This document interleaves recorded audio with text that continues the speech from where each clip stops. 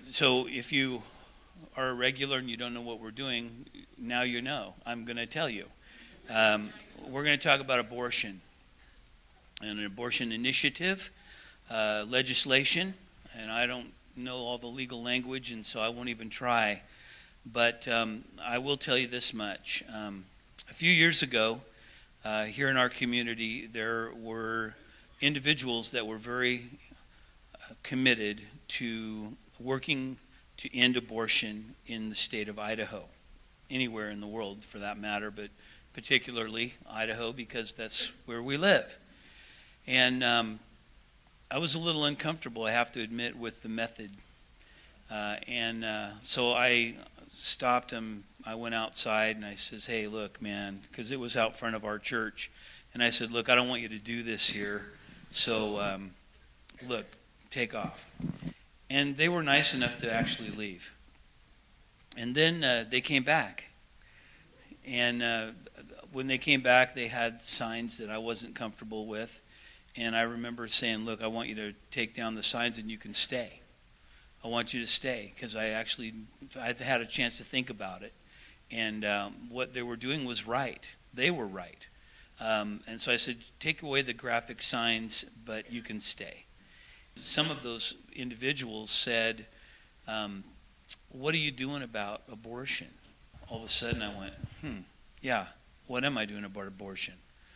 Well, if we preach the gospel and people get saved, then they won't have abortions. Well, wish that were true. In some of our churches, there are people still having abortions. Well, if we talk about it, that'll be enough. No, it's not enough. In fact, a lot of churches won't even talk about abortion. A lot of pastors won't talk about abortion. And we need to talk about abortion from our pulpits. We need to get people aware of what's going on. And so as I was thinking about this, and I was thinking, boy, I didn't like those ugly signs, but it got my attention. It worked. And so I'm not advocating for ugly signs, but I am advocating for the ending of abortion in the state of Idaho and in our country if I had the opportunity around the world. So anyway, the process kind of got to me. I started thinking about this in a lot of different ways, and it's easy to think about what's not happening in your town and thinking you're glad that it's not happening in your town, so you're kind of distanced from it. And I remember after Keith Green died, Keith Green was like a big influence in my early life. And when Keith died, then Melody started a pro-life thing. That was her main ministry. And I kind of was bugged by it. I was like, come on, man. Keith's ministry was all about everything, the word and people and teaching and discipleship and everything. But you're just going to do this thing on abortion? That's all you're going to do? And I felt kind of frustrated about it. And that was many, many years ago. And again, I look back over that and I thought, what was I doing about it? Well, nothing. And over the process, I started thinking about my own neighborhood and my responsibility. And it dawned on me that if my next door neighbor was going to kill their daughter or their son, what would I do about it? And boy, did the shoe fit different. I realized, I'm not going to turn on the TV and watch the latest episode. I'm not going to just say, well, it's none of my business. I'm not going to take a nap. If my next door neighbor was going to kill their child, I hate to think what I would do. I know one thing. I'd start by knocking on the front door. If they didn't answer, I think I'd probably kick it in. I mean, it could get worse until I finally said, look, I have to realize that we got to do something, And so a couple years ago, we worked together. You guys remember this. I asked you to sign petitions and endorse legislation, and it didn't get as far as we wanted it to go, and so we do it again. We modify, we make changes, we listen. We try to find the best way to get the attention of people that need our attention. Over 63 million babies have been killed since Roe v. Wade, 1973, in America. This can't be happening on our watch. We got to do something about it. And so we're going to do what we can. And so I want you guys to give special attention tonight to our guests as they introduce these topics. Each of three will give you a 10-minute presentation. And then we're going to have a time for Q&A. I'm going to ask you to welcome Scott Herndon, who, by the way, is a radical. He is the guy that got my attention. He is the guy do you guys remember me telling you about the So the preacher under the banyan tree in Maui. Do you remember that? Some of you don't remember it. I'll tell you really quick. So we were in Maui, and I saw this guy, long-haired guy, long white beard, crazy looking. He's got a Bible, and he's just thundering out at everybody. You're all going to hell. You know, I mean, it was one of those street preacher dudes, you know. And I told Brent, I says, go do something. I'm going to go talk to this guy because it bugged me. I didn't like it, you know. So I went over and I says, hey, man, I want to talk to you for a minute. And he looked at me for a minute and just looked away and kept preaching. And finally I was aggravated and I says, hey, I want to talk to you. Stop preaching. I want to talk to you. And so he looks at me for a minute and pauses. And I said, hey, man, how's this going for you out here? Do you ever see anybody get saved and all of a sudden he starts preaching again? He's not going to answer me. And I noticed he was just proclaiming the Bible. His whole speech was just quotations from the Bible. And I looked at his Bible, and this thing was worn out, man. I mean, every page of this Bible was tattered, worn, marked up, colored, you name it. And I realized he's making it look like he's reading the pages. He's not. He's just quoting the Bible. And I went, what is happening? And so finally I got the guy to stop, because I realized this guy wasn't reading the Bible. He was quoting the Bible. He knew the Bible. And this guy was nuts, man. He was crazy. And I said to him, stop it! I want to talk to you. And so he stops. And I said, do you ever lead anybody to Christ out here, man? Because I was ticked off. Because I was thinking, you know, here we are. We're supposed to be drinking Mai Tais. You know, everybody's happy. You're in Maui. And you're going to go out here and tell everybody they're going to hell. What the heck? And so the guy says to me in answer, he says, yeah, I've led some people to the Lord out here. And then he starts preaching again. I said, well, I want to hear about it. I want to hear about it. And then he's paused. He says, it's only the people that beat me up. And I thought, huh? I said, what do you mean? He says, yeah, a lot of times I get beat up out here. And people will come and they'll beat me up, and the next day they feel so bad that they come back and they want to talk to me. And then I tell them why I'm out here, and these people get saved. Now, I'm not saying you should go do that. And I'm not saying Scott Herndon's that crazy. Where are you, Scott? Hey, buddy. All right, you'll see in a minute. But see, these guys are like little John the Baptists. And whatever their way of doing things, they get your attention. They rattle your cage. Turns out this guy was a Vietnam vet. Probably got hit in the head with a bullet. Probably couldn't speak anymore except for the Bible. And he had made a commitment in a foxhole. I call him John the Banyan Preacher. That's the guy, if you're ever in Maui. I think he's dead now, by the way. But anyway, I says, why are you out here? And he says, when I was in a foxhole and my life was almost over, I prayed and I said, God, if you will save my life, I will spend every day of the rest of my life preaching the gospel. And that's a true story. That's what the guy told me, and that guy was the banyan tree preacher in Maui. You guys have been to Maui. If you've been to Maui, that big, giant banyan tree in Lahaina town. That guy was under there every time we were there, year after year after year. And so praise the Lord for guys like John the Banyan Tree Preacher, Scott Herndon. Way to go, Scotty. Come on, man. Okay, good evening. I'm Scott Herndon. And Paul and I are friends. So I'm here to talk to you tonight about a bill that's going to be presented in the Idaho legislature in January by two of our state representatives who are joining us tonight. And my 10-minute task is to kind of give you a review of the land as to why abortion, and this abortion clock behind me, why this is real, and why this many babies are currently dying according to the law. So I'm going to start right in 1973. You've all heard of it, Roe v. Wade. Okay, that was a Supreme Court decision of the United States, and this is the central holding of Roe v. Wade. This is what it said. It said that preborn human beings are not persons under the 14th Amendment. And in fact, if you read the 14th Amendment, where people will not be deprived of life, liberty, or property without due process of law, they decided in that liberty word there, that includes that mothers have the liberty to hire an assassin to kill their preborn child. That's what Roe v. Wade said. Now listen to this detail, because it said further that no state may interfere in an abortion and this mother's right to kill her child as long as the child in her womb is before 24 weeks gestation. That is the central timeline that's in Roe v. Wade. If you go to the Attorney General of the state of Idaho tonight, he'll draw you a little line on a map and he'll say before 24 weeks, you may not regulate abortion. After 24 weeks, you can regulate abortion. Basically, the Supreme Court said after 24 weeks gestation, magically the state develops a compelling interest to regulate abortion. So, in the years before the Roe opinion, there were only, and believe it or not, early 60s, only hundreds of illegal abortions in the United States every year. That was it. Documented. You can look up the numbers.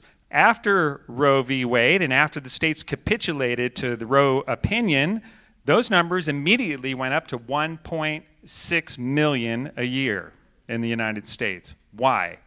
Ecclesiastes 8:11. If you look that up, it says, because sentence against an evil work is not executed speedily, therefore the heart of the sons of men is fully set in them to do evil. If you allow something in law that is unlawful, people will run to do it.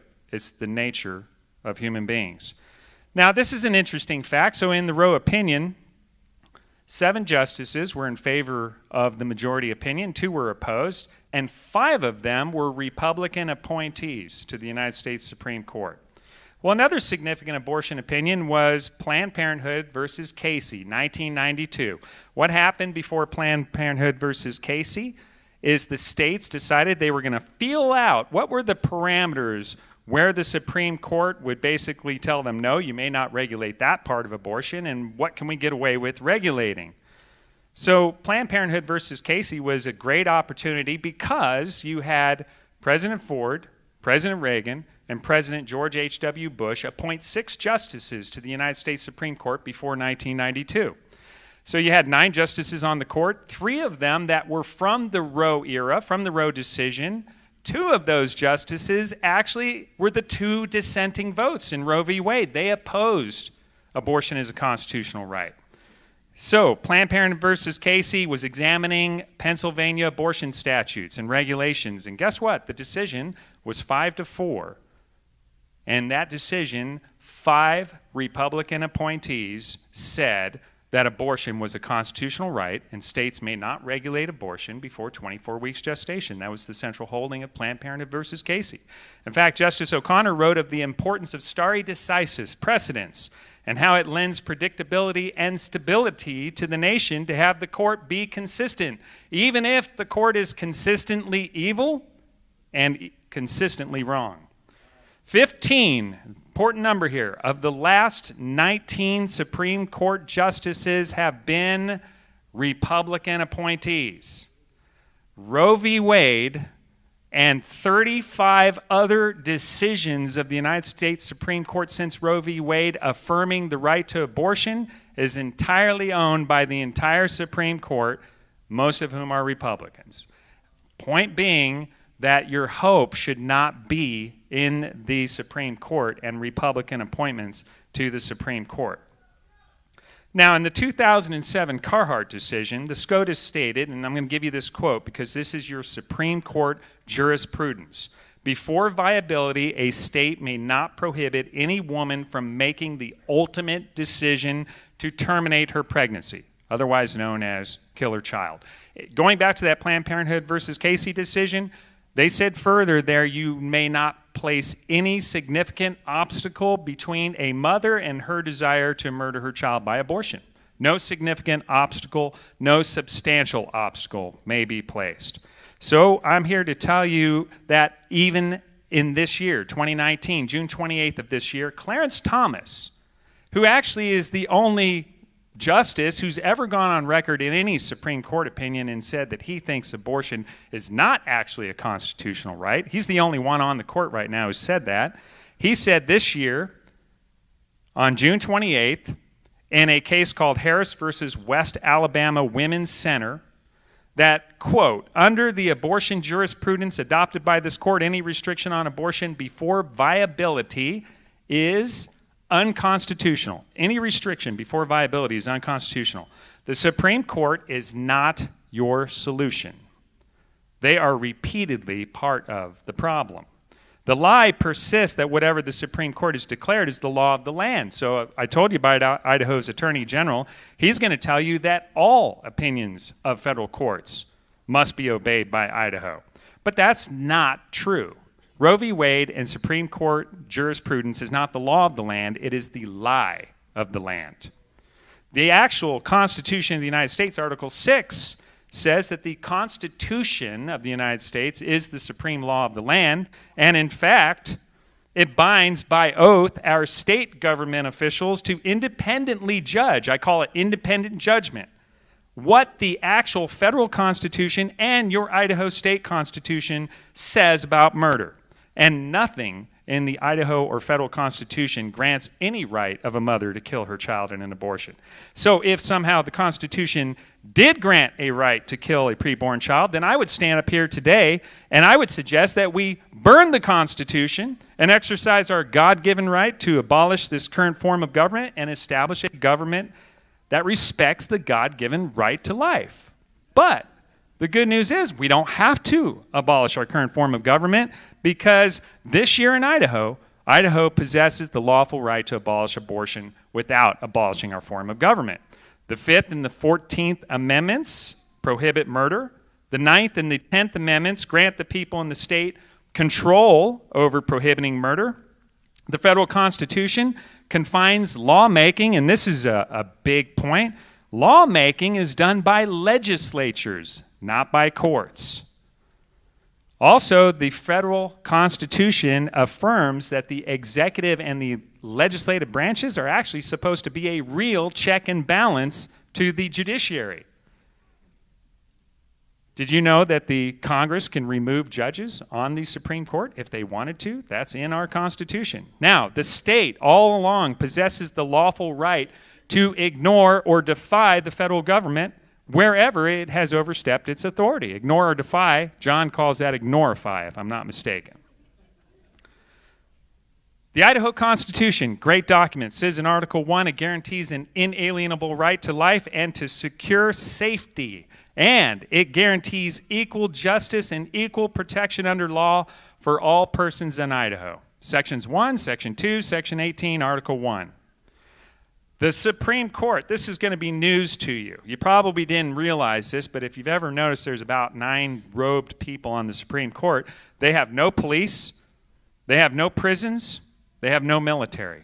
They have no enforcement power for their opinions whatsoever. Instead, they expect, and in fact, they wrote in the Roe v. Wade opinion, that states will readily enforce any of their opinions as if those opinions have the force of law. And guess what? The states have not disappointed our Supreme Court of the United States. But in so doing, you know who the state of Idaho has disappointed? 28 babies killed this week in abortions. 1,300 children killed last year in the state of Idaho in abortions, and tens of thousands of Idaho children killed in our state borders by abortion since Roe v. Wade. That's who we've disappointed. Now, the pro-life movement, this is the other aspect, and efforts of our Idaho legislators to date have operated under the lie of judicial supremacy. So what that means is that by doing so, by granting the judicial branch authority that they don't have, we are legitimizing the tyrants on the Supreme Court. See, every single pro-life bill proposed has obeyed this false authority and this unlawful federal court jurisprudence related to abortion by even attempting to work within the court's permission scheme. You are granting them authority. You're legitimizing their tyranny. I'll give you an example. This happens all over the United States. In Alabama, did you guys hear about the abortion ban earlier this year? It was a near total ban in the state of Alabama. Well, about that ban, which of course has been blocked by a federal court, it is not in effect. The Alabama governor said that, quote, pay attention, while it is necessary to respect the Supreme Court's authority, the sponsors of this bill believe that it is time for the U.S. Supreme Court to revisit this important matter about abortion. It is not necessary to respect unlawful opinions of the Supreme Court. In fact, it's not even constitutional to do so. It is also not wise to wait for the Supreme Court to repent when clearly they've shown a 46-year history of not doing so. But the courts do not make laws, legislatures do. I'm going to tell you that there have been, in the last 10 years, since 2010, 18 pro-life laws. I've got a list. They're on our website. 18 pro-life laws proposed in the state of Idaho. Of the ones that passed, none of them saved a single baby's life. Why? Because the court said you may not save any lives before 24 weeks. Remember that point I said? I'll give you a specific example. This year, S-1049, a Senate bill in the state of Idaho, heralded by Right to Life of Idaho as a pro-life victory. It was a partial birth abortion ban, but partial birth abortion is only a type of late-term abortion. And the Department of Health and Welfare in the state of Idaho says that type of abortion is not even performed in the state of Idaho. And do you know why it isn't? Because there's a federal law that prohibits partial birth abortions that was reviewed by the Supreme Court in 2007 in the Gonzalez versus Carhart decision.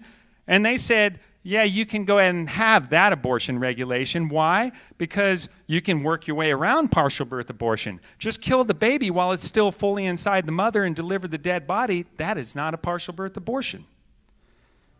Okay, now another example. In 2011, Idaho was one of the first states that passed a pain-capable abortion ban. But since it was before viability, pain-capable bills are 22-week bills, the Idaho federal court said no. And the Idaho state government said, we obey the court, yes, master. Now, did you hear about the heartbeat bills that passed in multiple states in recent years? That's a 6-week abortion ban. Every single one of those were designed to comply with judicial supremacy and go before the court for their blessing and review and their grant of permission to pass. So every single one of those is currently blocked by federal courts. Not a single one of them is in effect. Why? Because they said, no, we told you, you may not regulate abortion before 24 weeks gestation. And they've been consistent for 46 years. So the states have bowed to the courts and they continue to allow murder. Under judicial supremacy, pro-life laws save no babies. And in contrast, the bill that John Green is here with us tonight. He's our state representative from District 2, and Heather Scott's here tonight. She's a state representative from District 1 up in my neck of the woods, and they're going to tell you what's different about the Abortion Human Rights Act. Number one, it treats abortion like any other homicide, and the most important part, it defies the federal courts. Did you know that ending abortion is a love God and a love your neighbor issue? And we would never obey a judicial tyrant who says it is okay to kill anyone in this room? So if we're going to love God and love our neighbor as ourselves, why are we obeying a judicial tyrant that says it's okay to kill babies? Did you know it is legal to defy the federal courts and it's within the lawful authority and the power of Idaho to do so? Give you a great example. Just ask all the states that have legalized marijuana. Did you know that marijuana is a Schedule I illegal drug according to the United States Congress and an actual law that they passed that bans marijuana? And that the Supreme Court of the United States in 2006 in Gonzalez versus Raich told the states that under the Interstate Commerce Clause, if you allow marijuana, we can come in and we can enforce our criminal laws against you. And did you know that the states said, we don't care. We're going to legalize marijuana. So don't you tell me that the state of Idaho cannot ban abortion and defy the federal government. Idaho will ban abortion when we, the people in Idaho, demand that abortion be abolished. Now I'm going to introduce to you John Green, State Representative, District 2. Thank you.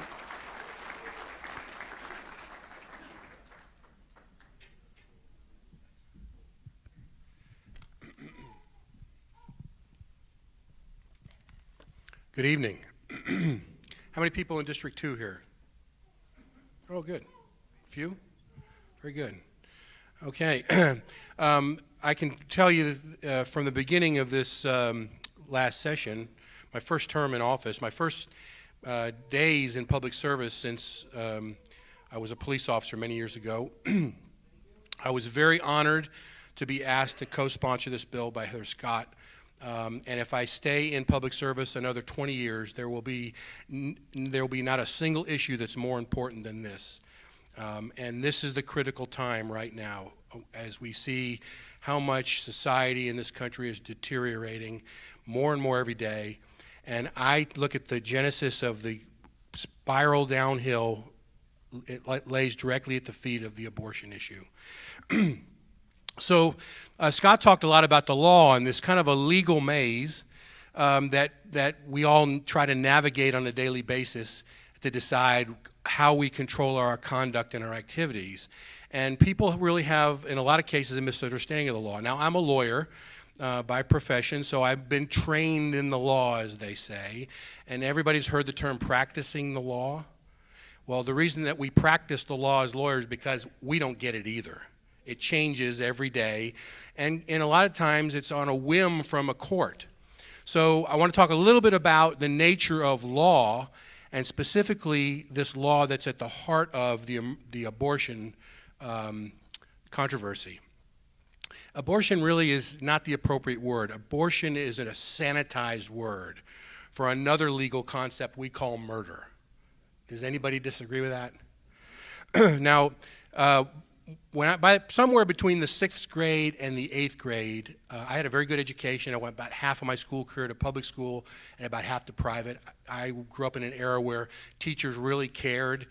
They weren't, campaigning nonstop for raises. They were actually educating their students, and that was what the appreciation that they got for doing their job. That was enough reward for them.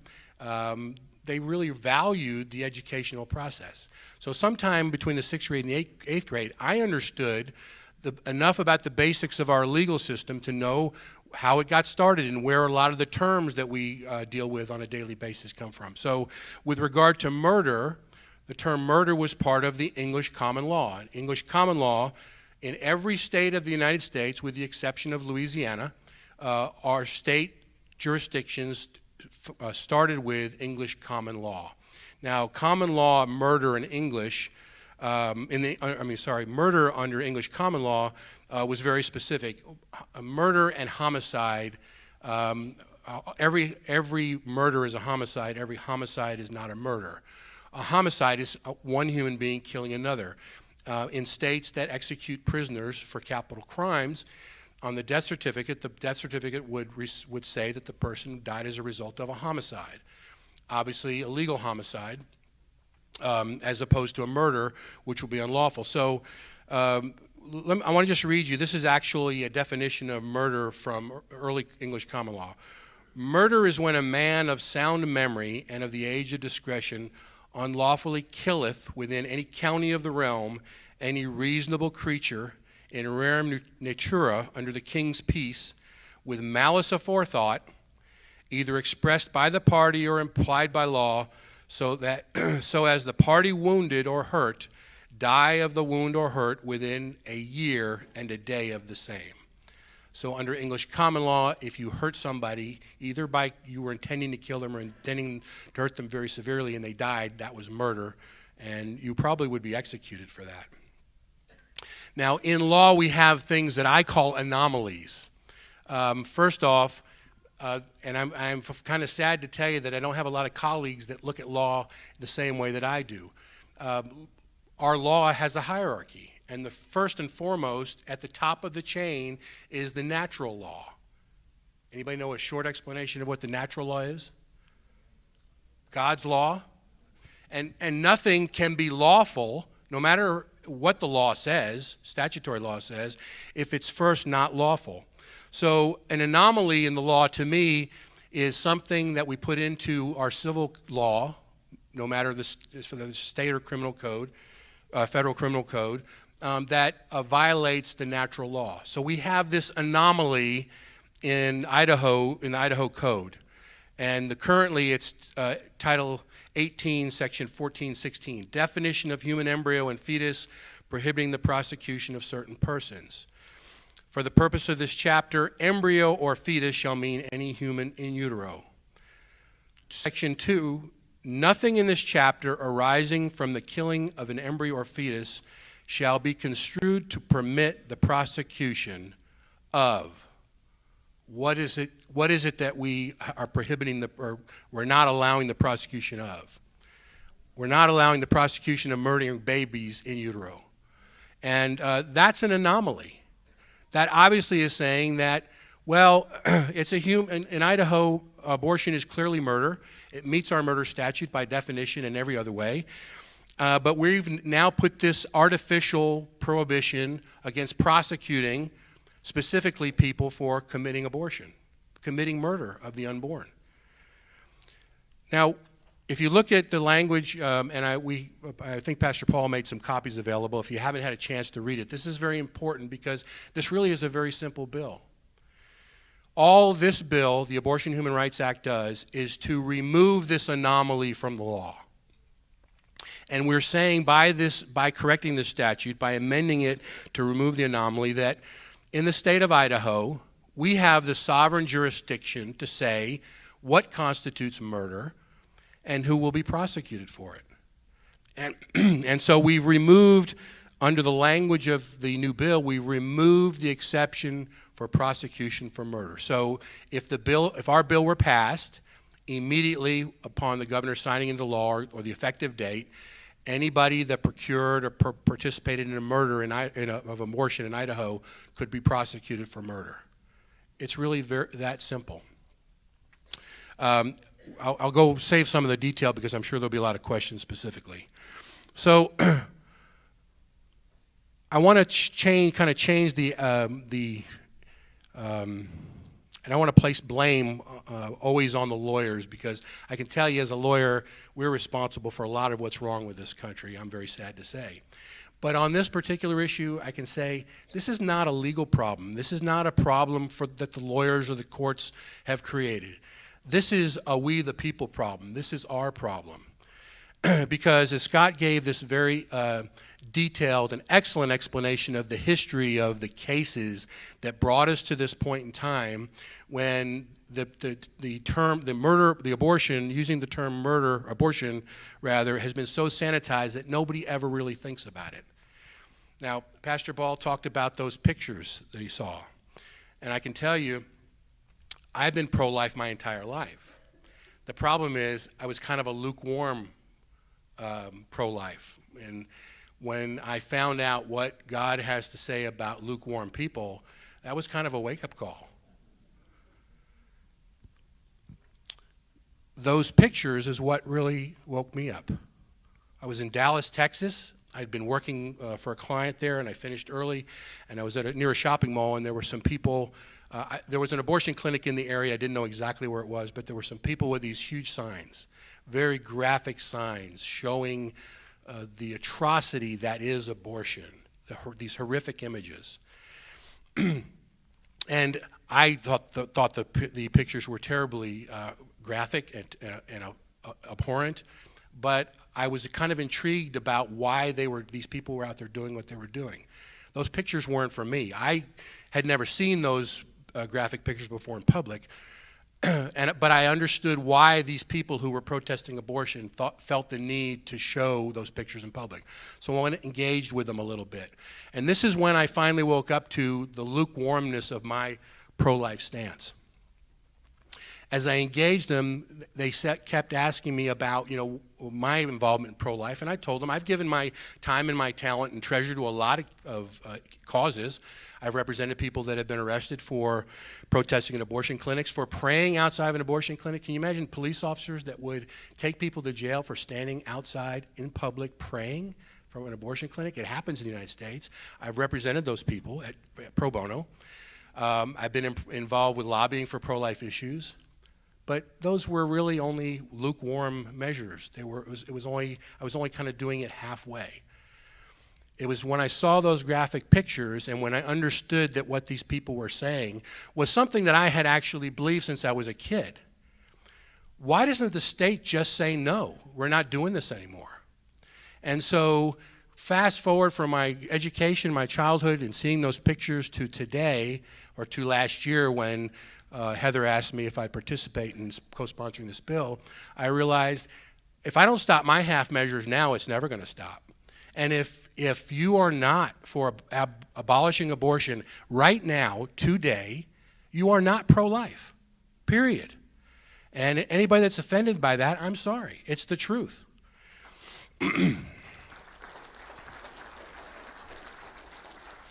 So shifting the blame, I'll get back to that, shifting the blame from the lawyers. Let's give the lawyers a break. Sure, they've done a lot of bad, but they need a break on this one, because the problem is not the lawyers. The problem is we, the people, have not put people into office by exercising our right to vote who will say no more half measures. We're not going to do this anymore. Am I to believe that there's not a man or a woman that's a governor in this country that's godly enough to say, get this bill in front of me and I'll sign it? Will our governor do that? I think he will. I think he'll sign it. But we have to get it to him first. We have to get it through the House. We have to get it through the Senate. And we have to put it in front of the governor and say, man up, sign this bill, save the babies. And we need an attorney general that will have his back and say, I'm with you. Now, I think Heather's going to talk a little bit more about the mechanics of where we go from here. So we're going to either make a decision now. Probably most of you have already made this decision.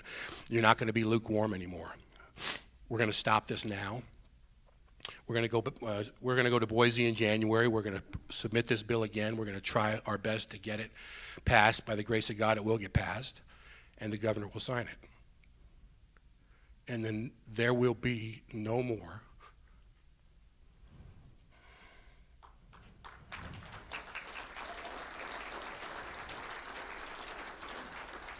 babies murdered in Idaho with our consent. Thank you.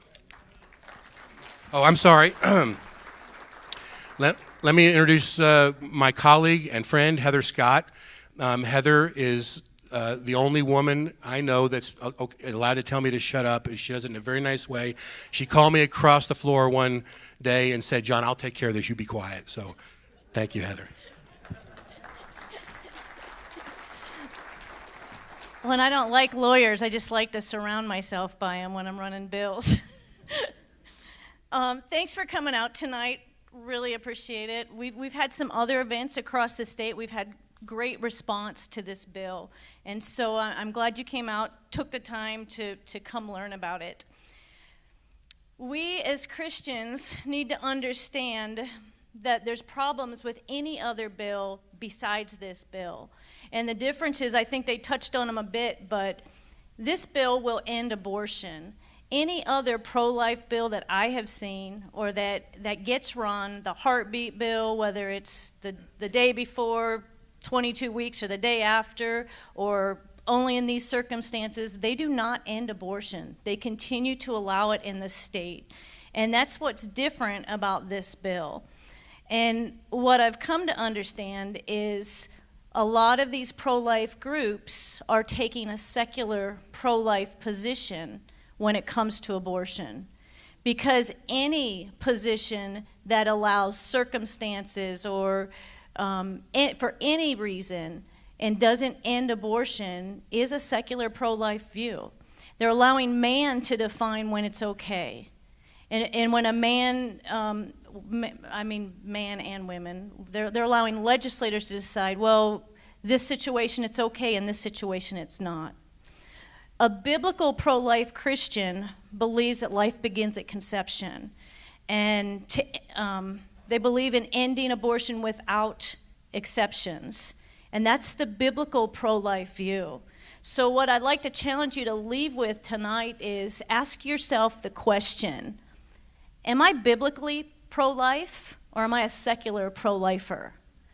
And that's the question we need to be asking everyone that says, yes, I'm pro-life. Well, are you biblical pro-life, or are you secular pro-life? And that's why we're here tonight. This is a biblical pro-life approach to abortion in our state. So the big question I get is, what can I do to help? How can we get involved? How can we stop abortion in this state? And the very first thing I think we as Christians need to do is we need to start with prayer. Realize that only God is going to open people's eyes. Only God is going to change people's hearts.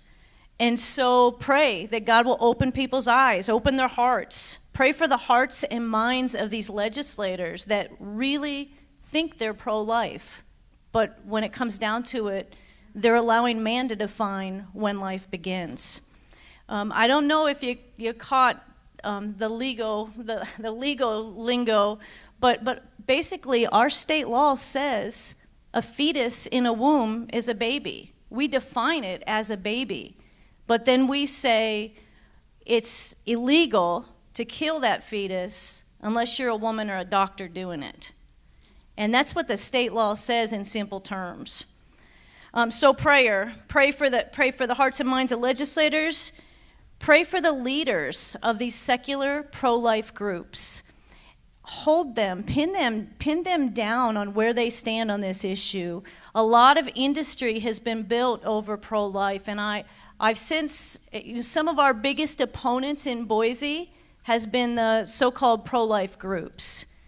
I know that's hard to believe, but it is our big, we have one gentleman down there that brags that he is the one that stopped our bill from being heard in the committee.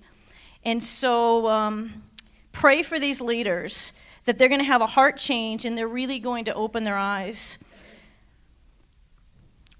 Make sure you know where your money's going with these places too. Ask them to support this bill. But I'm talking about prayer. So, and then pray that their donors will learn the truth. The donors to these pro-life groups will learn the truth where their organizations are really promoting their money.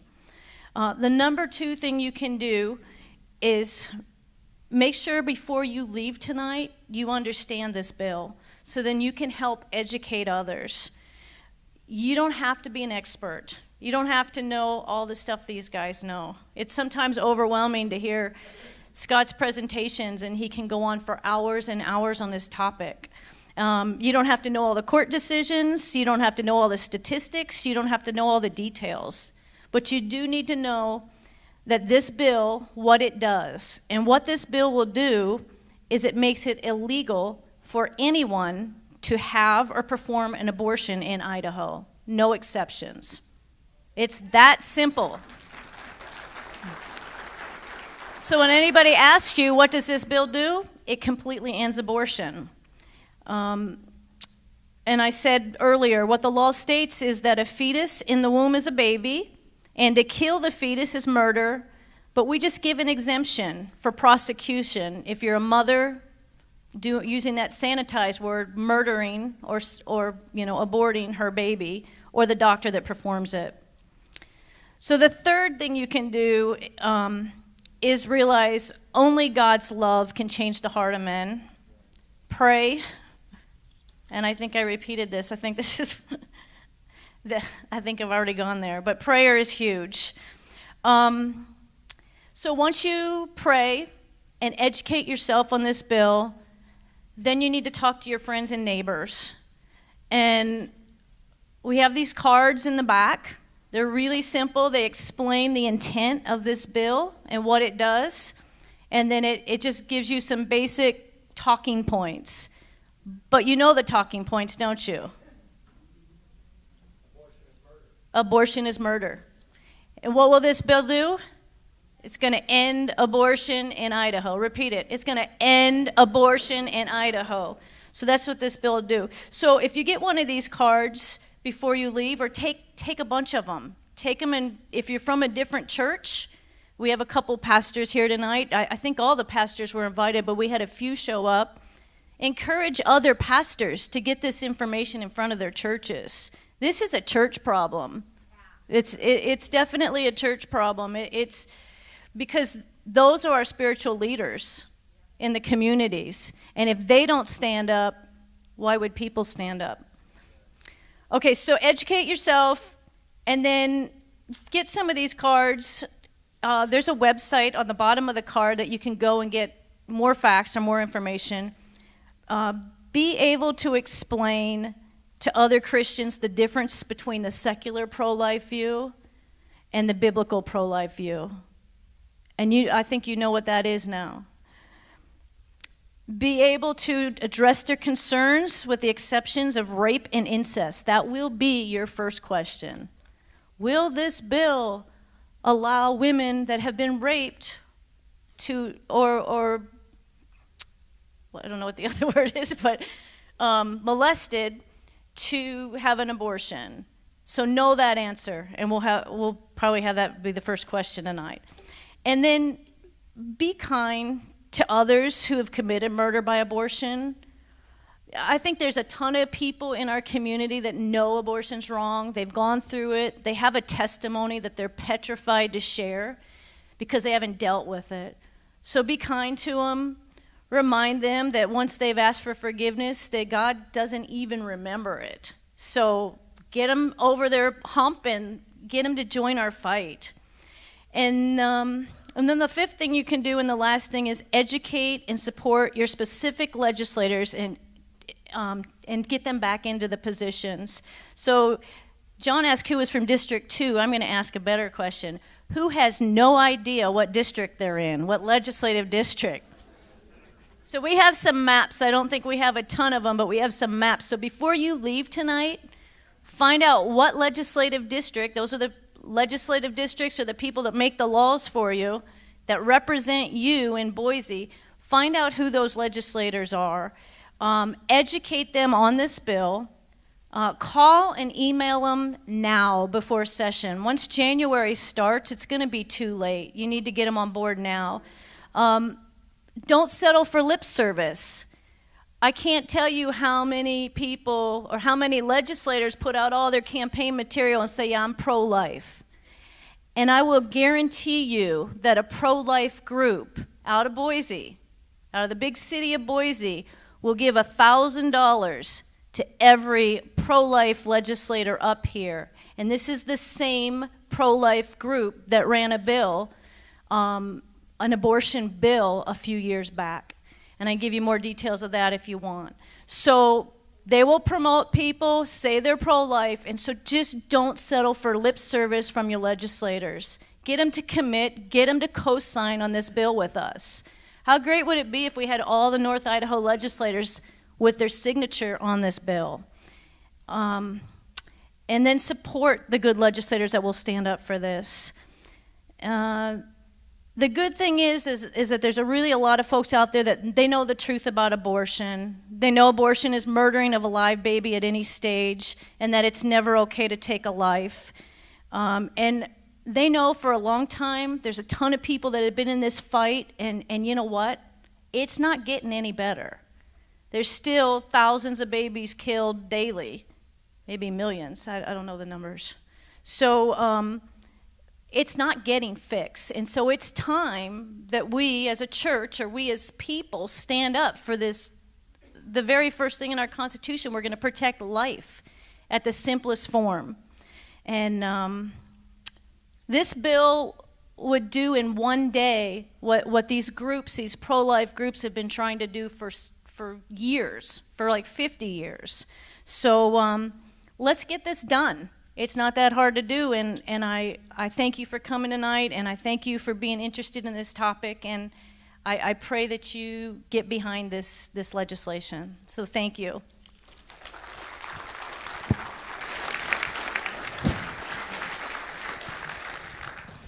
So to answer your question, how many babies have been killed today? 2,108, 2,109. And counting, that's just in the U.S. So we're going to do a Q&A, but before we do, I got to clear up something here. Scott, I didn't think you ever got hit in the head with a bullet or that you're crazy. You know, I told the story about the banyan tree preacher. What I mean is you were radical enough to get people's attention, whatever it took, and I appreciated that. I appreciate you, John. I appreciate you, Heather, and what you're doing. And I see Pastor Tim Remington here. Thank you, my beloved brethren. Way to go. Are there any other pastors in here that we invited from the community? Because I didn't promote this at all, other than I mentioned it to the pastors yesterday. So thank you for being here. Tim is one of the guys that will take a stand, and there's not that many out there, and I appreciate you, Tim. I appreciate you being here. So we're going to do a Q&A. We got a couple of microphones that'll run around. Raise your hand if you have a question, and then John and Heather and Scott, if you guys would mind, come up to the platform. I'll help moderate this. The other microphone is still hot. You guys can take those questions one at a time. So raise your hand, and okay, right here in the middle in the back. Right there, Dave. Right there next to you. I got a question about if it was life or death for both. If both it was in an accident and one of them had to be saved and the other one die, can a doctor perform abortion to save the mother's life, or let them both die? Tubal pregnancy. Who wants to take that?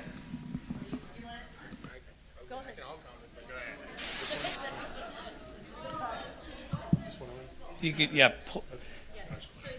If to save the life of the mother, that's what you're after.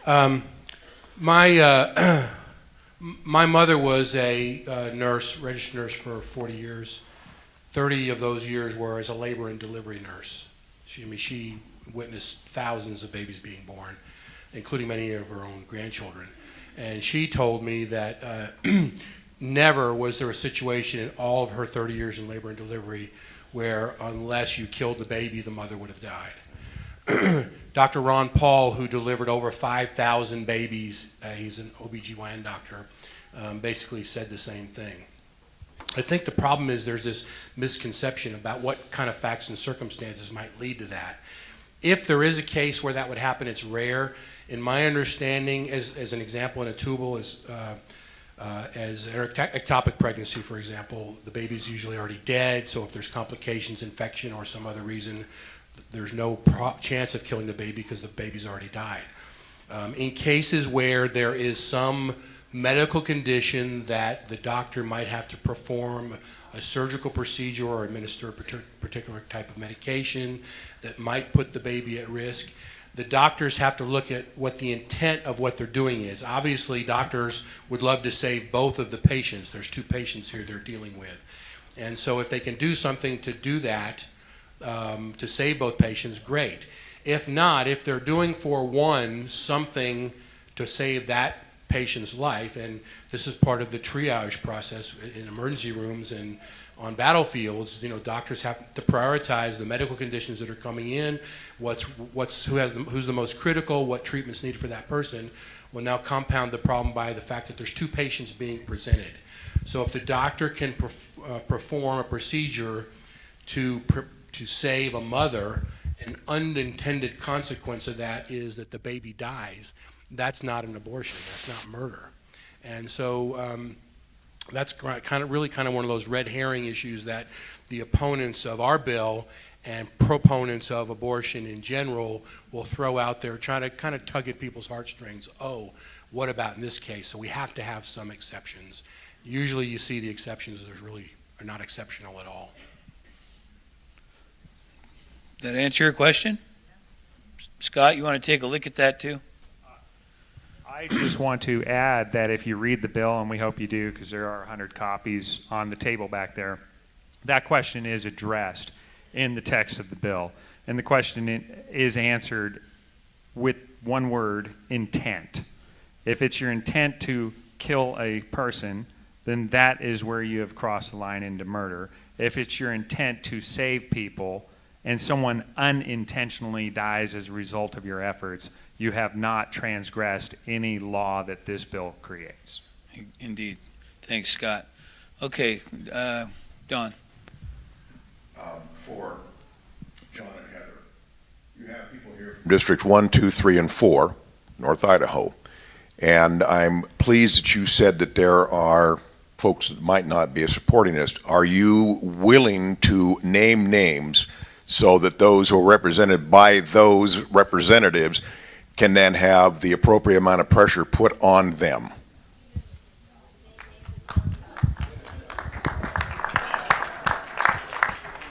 So they're not going to listen to us, they're going to listen to you. It's your responsibility. They work for you. They don't work for me. Are you talking about deeper south in the state, or are you talking up here?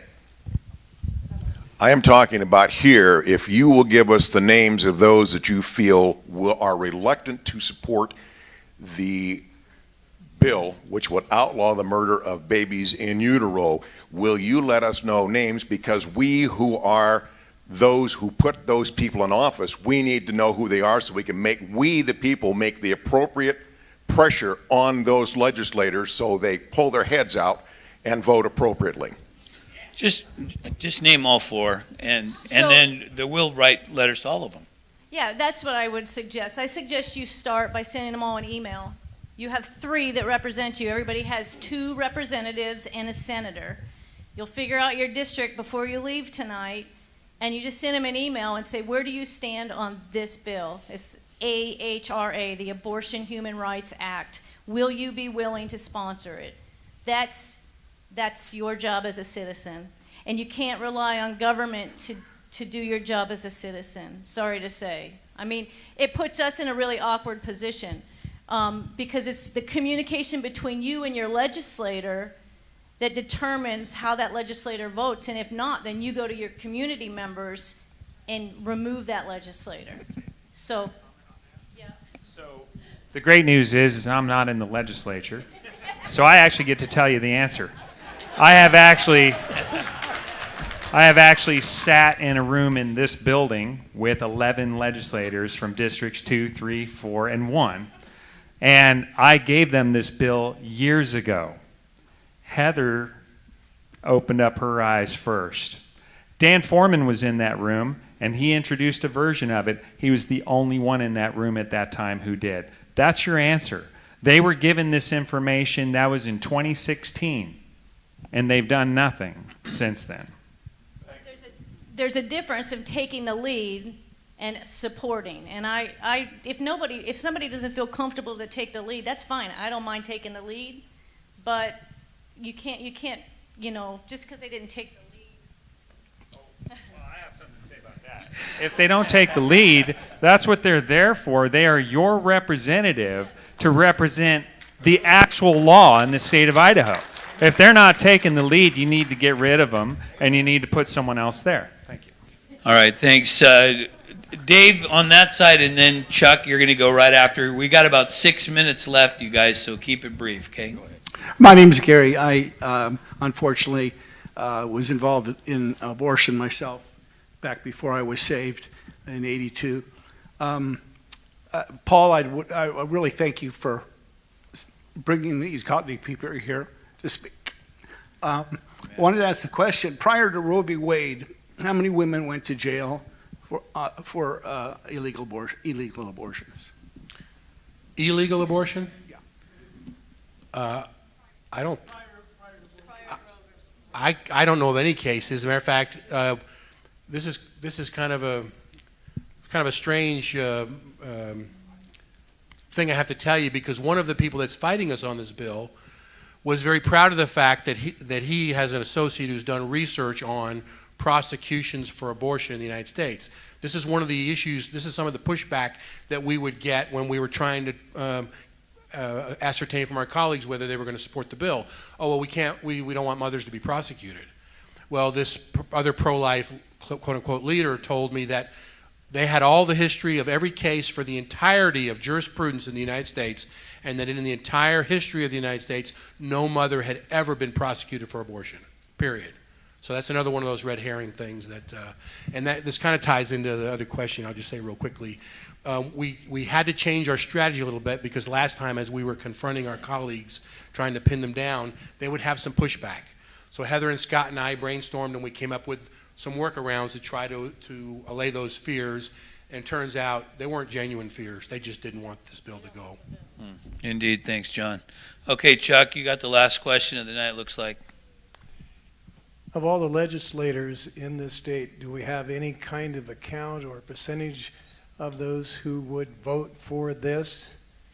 And if so, if it gets passed, what would happen to the mothers who have had an abortion in there?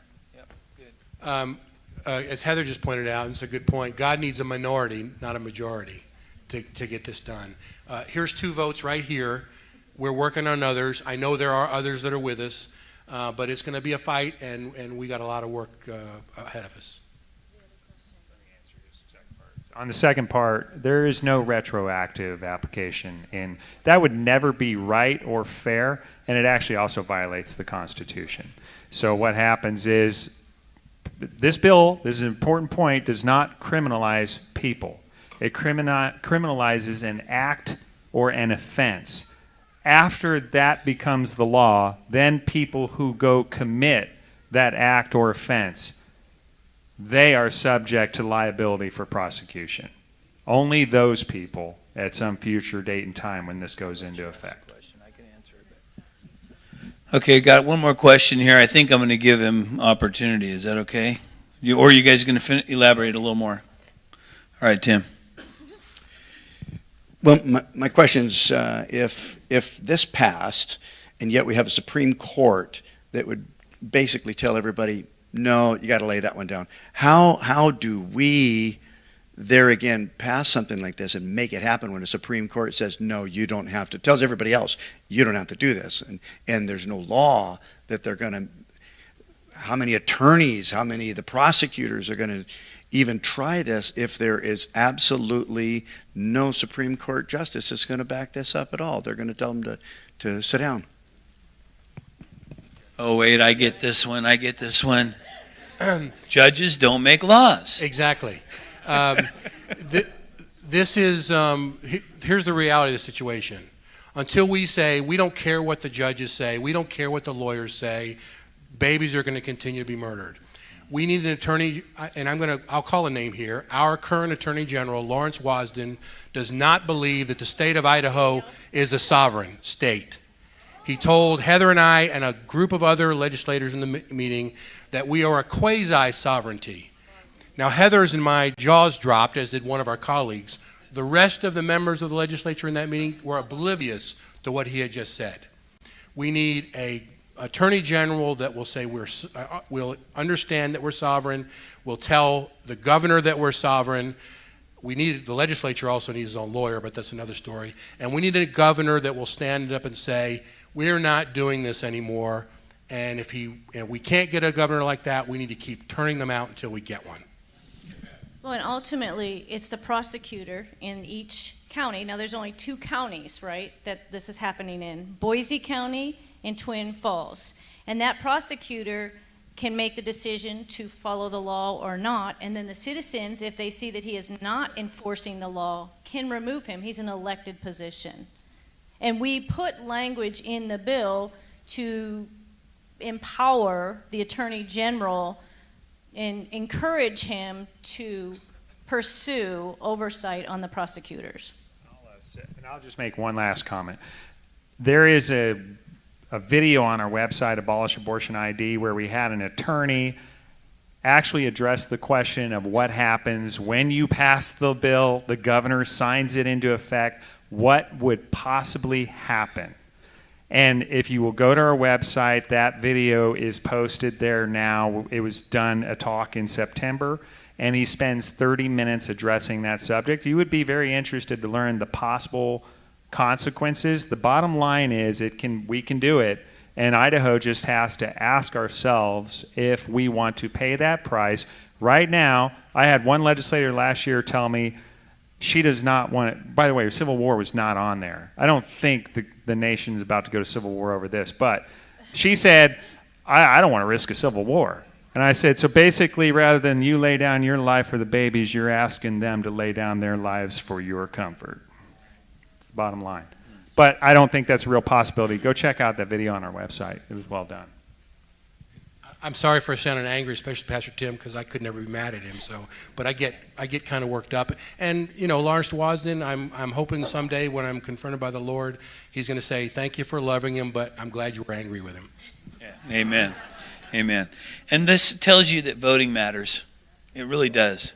So, and encourage, if you're a visitor here and your pastor is not one that encourages you to vote, encourage him to encourage the congregation to get involved and vote. Amen? All right, let's have a word of prayer. We're going to let you guys out of here. We're a little sensitive to time. We've got children and stuff going on, and we always want to be sensitive there. So thank you, Lord, for this time. Thank you for these 3 our guests tonight that have given their time, their energy to be here to inform all of us. We do pray, Lord, that we would be ready to give an answer as we are asked for these things that come before us, and how that we can intelligently approach this so that we can see abortion completely abolished, and not only in our state, but in America. And Lord, you can use us to do that, and we want to be participants with you. Thank you for getting our attention. Thank you for these that do bring to the surface those truths that we need to hear. Thank you for it, Lord. Send us forth in your grace and peace, we pray, in Jesus' name. And everyone said, amen. God bless you guys.